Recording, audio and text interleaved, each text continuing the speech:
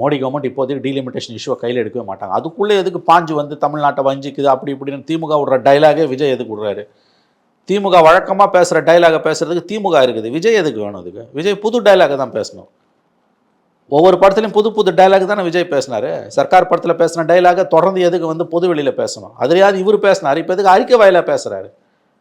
ஒரு press meet கூட address பண்ண முடியல. இவர் என்னங்க அரசியல் கட்சி தலைவர்? நான் கேட்குறேன், மக்களுக்கும் விஜய்க்கும் என்னங்க சம்பந்தம்? மக்களோட சிவில் சமூகத்தோட நீங்கள் எப்படி பேசுவீங்க? மீடியா கிட்ட பேசுறது மூலமா தானே பேசுவீங்க. பல பிரச்சனைகள் இருந்து பேசுற பேச்சுல இருந்து எல்லாமே ட்ரெண்ட் ஆயிருது.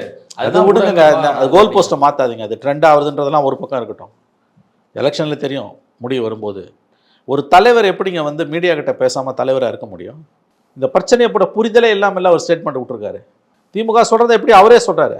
அப்படியே மறுவாந்தி எடுத்த மாதிரி இருக்குல்ல. அது தொடர்ந்து ஒரு விதமான அச்சத்தை தான் நீங்கள் கிளப்பிட்டு இருக்கீங்க. எந்த திட்டம் வந்தாலும் அதை எதிர்க்கிறது, எதை சென்ட்ரல் கவர்மெண்ட் கொண்டு வந்தாலும் அதை எதிர்க்கிறது.